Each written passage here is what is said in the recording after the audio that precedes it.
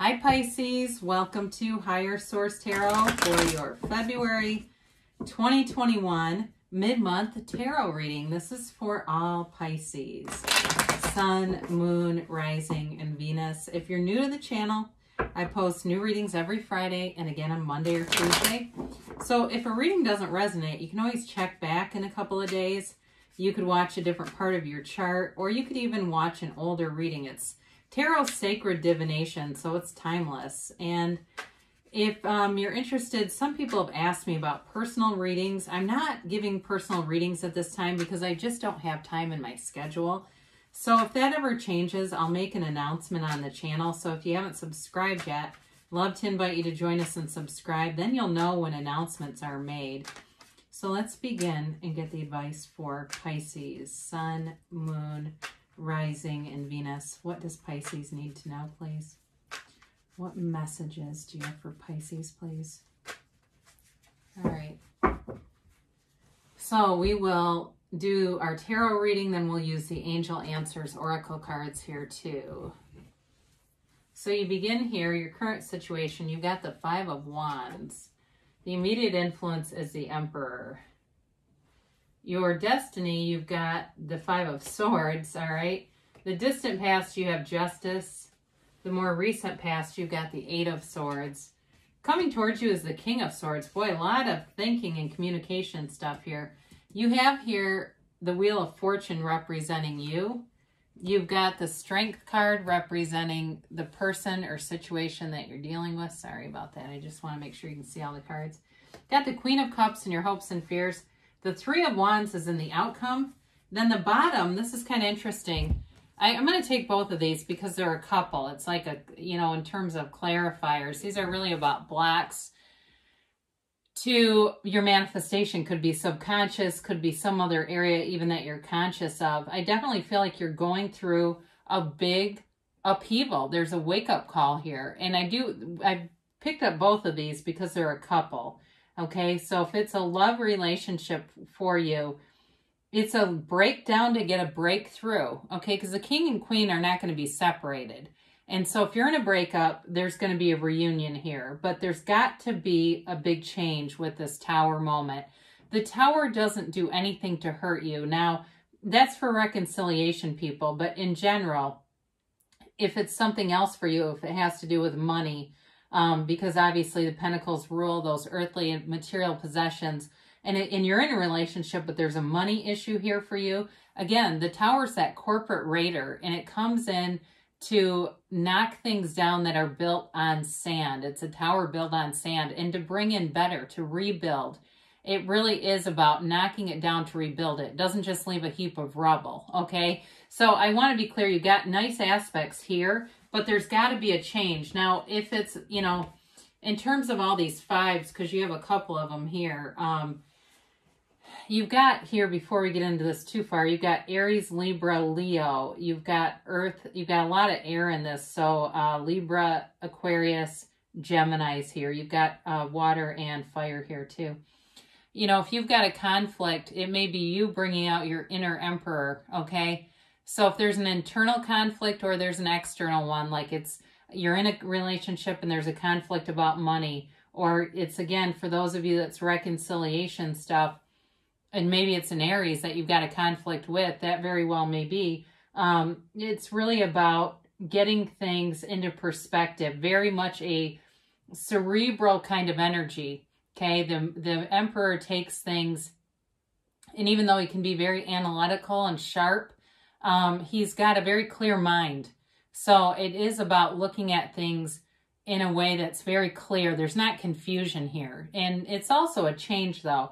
So you have it a few times. I feel like you're wanting to leave conflict behind, and you're wanting to just move forward in a way that is integrous. The Emperor leads with authority, but also integrity and honesty, and also with justice here too. I feel like it's wanting to lead with an honest way and not in a dramatic way. The Five of Wands can be very immature energy. So I do like to see that Emperor because it kind of squashes that immaturity there.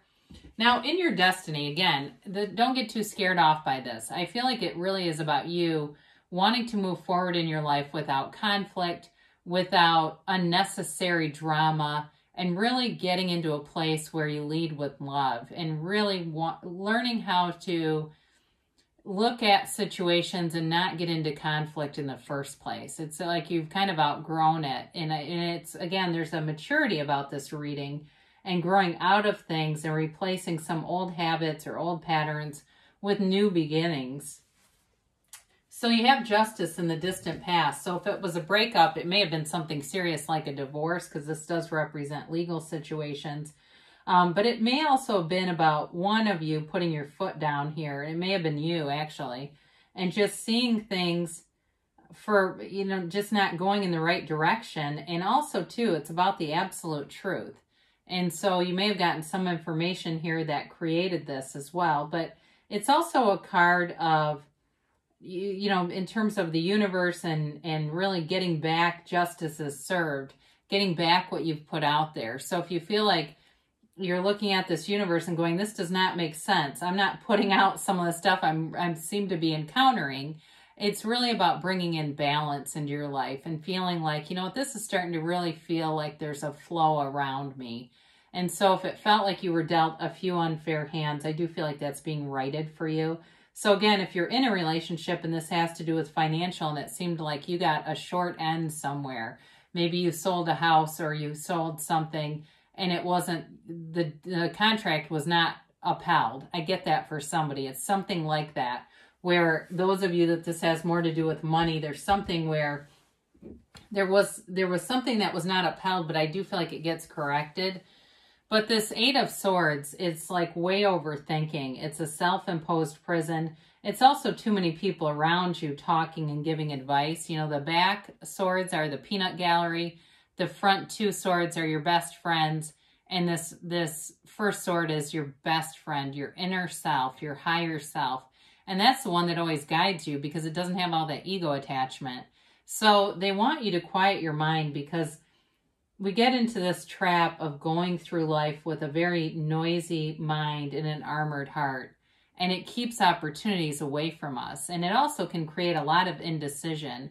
So for some of you too, there may be a little bit of shame associated with this. It feels like if it was a financial situation, like you felt like you should have seen it coming, or there's blame, like blaming yourself. And they just say, turn off the ass-kicking machine. You don't have to do that to yourself. And it's part of life. We learn lessons, and that's the beauty of it. We learn the lesson and we make new mistakes. We don't keep making the same old ones. So if this is you and you say, yes, there's a situation that I've got a lot of guilt or shame about, it's okay to let go of it. Really, you've paid the price of contrast. So coming towards you, you've got clarity. And I like to see that coming out of that beginning. The King of Swords is communication. It's clarity of mind. You've got a lot of very strong characters in this reading in terms of changing course. And it's big time. And it's in a positive way. So for some of you, again, you've got the card of the lawyer a few different times. So if it's not a legal situation for you, you could also be attracting someone who's very cerebral, who plays by the rules, plays by the book, and they're integrous. They are, intelligent, they're educated, they've got a lot going for them. But I feel like too, they may be hiding emotions in terms of like just not expressing them. Hiding is not quite the right word. They've got more feelings than they're showing. And it may just be the pandemic. It may be an area of their life where they're quite busy and they're just not quite ready to jump full into a relationship. But I do feel like there's one here. So you have here, you're represented here by the Wheel of Fortune. And I actually kind of like this because they are represented here by strength. So you've got an interesting combination, because strength is really about having that conquering spirit and being patient. Okay, whereas the Wheel of Fortune is like moving forward. So that's the only thing. If you're feeling a little bit restless, you've got this energy that says, hey, let's move forward, and you're ready. The Wheel of Fortune, though, does bring in positive aspects for you, and it feels like luck a lot of the time, but it's really your own alignment. So it's like all of a sudden, you get the email or the letter in the mail that tells you the decision was made in your favor. You run into the person that you're broken up with, and it seems like kind of chance or synchronicity or something, but there they are, you know, or you're seeing a lot of synchronicities around you. I had one the other day, I'll keep it brief, but I talked to my financial guy and I said something about my pension, and he said, well, I'll look into it. That's not really what I do, but I'll get information. The next day, the pension guy, not working, he doesn't work with him, emailed me and said, hey, I want to talk to you if you got a few minutes. And so I didn't reach out to him. I didn't know who he was. He contacted me because he works for my employer. That may not be necessarily about love, but when you start to get those events all around you, it can be about love. It can turn into any area of your life. So the synchronicities are just an indicator that you are in flow. This is such a layered, rich card, but basically what they're trying to tell you is you're very high vibrational when you're in this energy, and you're creating things all around you. So be aware of that, because you're manifesting, and you want to manifest, you know, the things that you really want, but you definitely have a new cycle and change here. So the Strength card represents this person, and like I said, I feel like they're a bit tenuous for some reason, and there may be some challenges in their life. I don't feel like it's anything major, any major obstacle, but I do feel like there's something about them that has them a little bit quiet, and but there's a compassionate energy here, and it's somebody, again, when they're in something, they're all in. They're very devoted to it. They're very capable of a commitment. Even if they're being a little shy about their feelings or quiet about them, it doesn't mean they're not there. And so what I like to see with this is you have the Three of Wands, and we'll get to that in a minute, but it's like you have a knowing. And so for some of you, you intuitively know, and that leads into the Queen of Cups pretty nicely. So we'll talk about her. It's you and your own energy, but it's also a card of great intuition. All right. So you're tuned in, tapped in, turned on, as Abraham Hicks likes to say. You've got this knowing about you, so allow it to be true. In human behavior, we have this tendency to buy into things that are negative very easily, but it's like we have a hard time sometimes with believing something great can happen. So your hopes and fears here, it's like believing that something really cool is going to happen to you. There's love here for you, and there's a deep love. It's something that is very unconditional. So with this Three of Wands, again, you've been in this waiting thing, and so the best thing you can do is be easy about it, because the waiting is going to be over. This is coming to an end, and it may be 3 weeks. It could be as long as 3 months, but I do feel like this 3 is important here. But the Three of Wands waits without pressure, okay? He knows those ships are going to come in. So if you've had a delay here, I do feel like you're getting communication, and you're moving forward. There's no doubt about that. But it's like just allowing yourself to have life be revealed to you and allowing it to be so. So there's nice aspects for you, especially those of you, like I said, that are waiting on some kind of a decision. It is moving forward. So let's see what the angels have to say here for you, Pisces. And we're getting close to your season now, aren't we? That's exciting. And let's see about a timeline here for Pisces, please.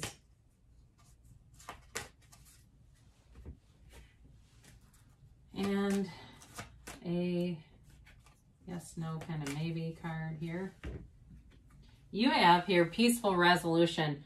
So again, there's whatever you're waiting on is being resolved and worked on for you. The universe wants to bring in your heart's desires and is always working on your behalf and, you know, really is collaborating with you. They said this in the reading and they say it again. Listen to your intuition. Let your intuition be your guide, because it's accurate, it's powerful, and there's a reason why it's always trying to communicate with you. It's your higher self, your inner teacher, your inner guru trying to lead you. And it's nice to have the Tower here, because that gets rid of some of those ego attachments, that quiets that intuition. So you got big, happy changes. And I don't feel like I've had this much in this series of readings. So I feel it's intentional for you. You've got a wonderful new cycle starting. Now they say a year from now. So when we get this card, don't get too worried like, oh my God, it's going to take an entire year. Well, it really is about, in a year from now, you're going to look back at this, and probably some of the stuff you won't even remember. Okay, it'll be so, your life will be in such a place that it won't even seem that important to you, because so many things have happened in a year. But it's a beautiful transition. Trust me on that. Now you have a yes. I haven't had this much either. It's an emphatic yes. It's that you create your own reality. You get what you expect, and your thoughts become things. So allow anything. Allow yourself to be anything and to receive anything. I love you, Pisces, and I'll be back again soon.